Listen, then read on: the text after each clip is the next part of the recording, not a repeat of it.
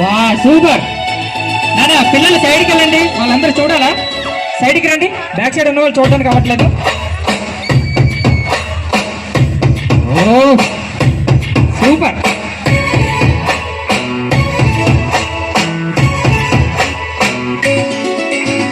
గువ్వా గోరింకతో ఆడిందిలే బొమ్మల